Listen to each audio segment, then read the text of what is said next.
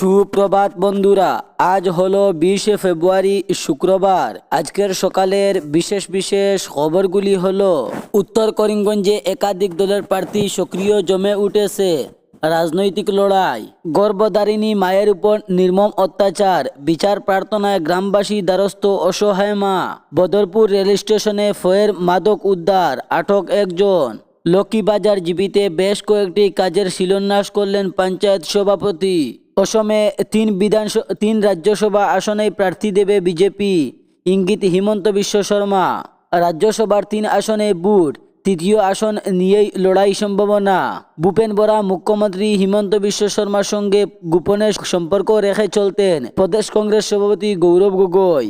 বিহুর গুরুত্ব খেয়াল রেখেই নির্বাচন দিনক্ষণ ঘোষণা, ইসি গণেশ কুমার। তাহলে বিস্তারিত খবরে যাওয়ার আগে এখনই চ্যানেলটি সাবস্ক্রাইব করুন এবং পাশে থাকা বেল আইকনটি বাজিয়ে রাখুন, যাহাতে সমস্ত খবরগুলি সবার আগে আপনার কাছে পৌঁছাতে পারে।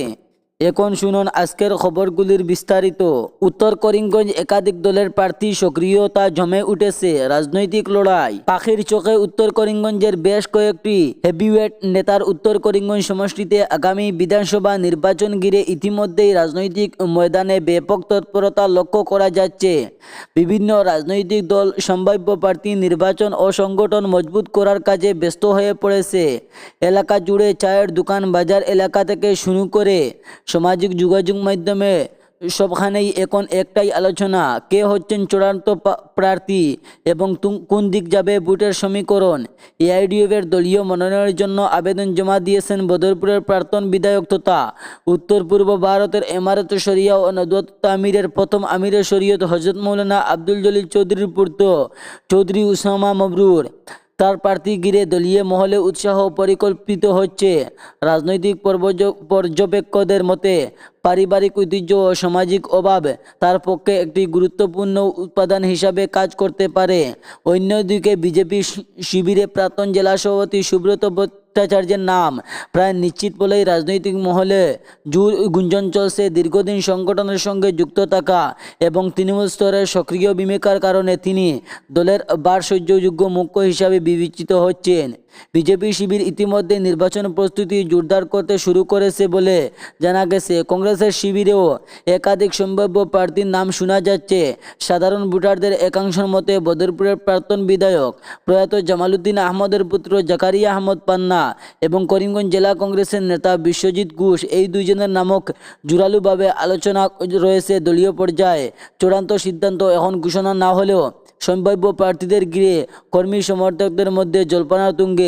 রাজনৈতিক বিশেষজ্ঞদের মতে যদি কংগ্রেস ও এআইডিএফের উভয় দল আলাদা আলাদাভাবে প্রার্থী দেয় তাহলে ভোটের মেরুকরণের সম্ভাবনা তৈরি হতে পারে, যার সরাসরি সুবিধা পেতে পারে বিজেপি।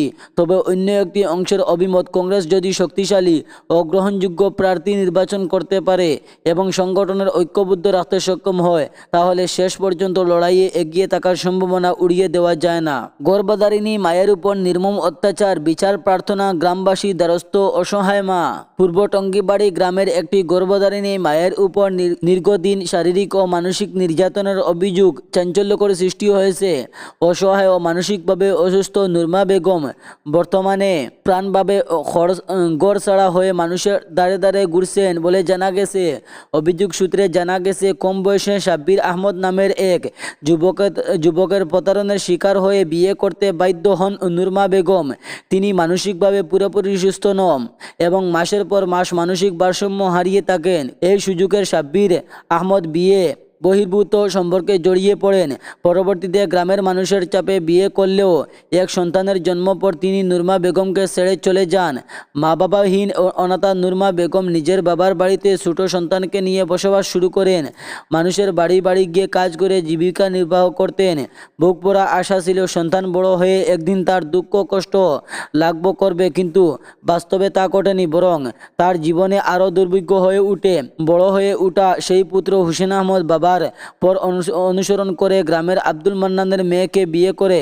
বিয়ের পর থেকেই নুরবা বেগমের উপর নির্যাতনের মাত্রা বাড়তে থাকে বলে অভিযোগ। নুরমা বেগম জানান, পৈতৃক সম্পত্তি হিসাবে থাকা সামান্য কৃষি জমি বিক্রি করতে তাকে বাধ্য করা হয়। জমি বিক্রির টাকায় কয়েকদিনের মধ্যে একটি মোটর সাইকেল কেনেন হুসেন। টাকা শেষ হলে আবার শুরু হয় নির্যাতন। পরবর্তীতে প্রাণ ভয়ে নুরমা বেগম বসতবাড়ির অধিকাংশ বিক্রি করতে বাধ্য হন। কিছুদিন পরিস্থিতি স্বাস্থ্য থাকলে বিগত কয়েক মাস ধরে আবারও অকাত্য শারীরিক নির্যাতন শুরু হয়েছে বলে অভিযোগ করেন তিনি। সংবাদ মাধ্যমে কাছে নুরমা বেগম বলেন, বহিরাজ্য থেকে বাড়ি ফেরার পর ছেলে স্ত্রীর কথা আবার মারধর শুরু হয়। কয়েকদিন ধরে বসতবাড়ি বিক্রির। অসমে 3 রাজ্যসভায় আসনে প্রার্থী দেবে বিজেপি, ইঙ্গিত হিমন্ত বিশ্ব শর্মার।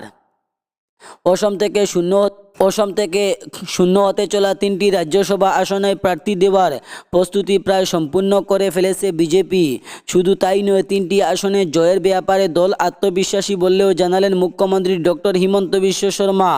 মঙ্গলবার সাংবাদিকদের সঙ্গে কথা বলতে গিয়ে তার মন্তব্য, 3টি আসনের জন্য প্রার্থী প্রায় চূড়ান্ত। বিজেপি 3টিতে লড়বে এবং আমরা আশাবাদী সবকটিতেই জিতবে। মুখ্যমন্ত্রী এই মন্তব্যের পরই স্পষ্ট, রাজ্যসভা নির্বাচনকে সামনে রেখে আগেভাগে নিজেদের কৌশল সাজিয়ে শাসক দল। বর্তমান অসম বিধানসভা বিজেপি নেতৃত্বাধীন জোটের স্পষ্ট সংখ্যাগরিষ্ঠতা রয়ে ফলে পরোক্ষ ভোটের মাধ্যমে হওয়া নির্বাচন বিজেপির অবস্থান যথেষ্ট শক্তিশালী বলে মনে করেছেন রাজনৈতিক মহল। বিহুর গুরুত্ব খেয়াল রেখেই নির্বাচন দিনক্ষণ ঘোষণা ইসি গণেশ কুমার। বিধানসভা নির্বাচনের আগে রাজ্যে এসেছে দেশের মুখ্য নির্বাচন কমিশনার গণেশ কুমারের নেতৃত্বে নির্বাচন কমিশনের এক প্রতিনিধি দল।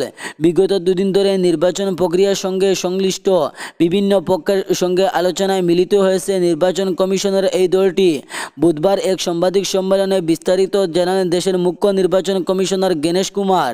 সাংবাদিকদের সম্মেলনে রাজ্য তথা রাষ্ট্রীয় পর্যায়ের সাংবাদিকরা দেশের মুখ্য নির্বাচন কমিশনারের জ্ঞানের কুমারের উদ্দেশ্যে বিভিন্ন প্রশ্ন ছুড়ে দেন।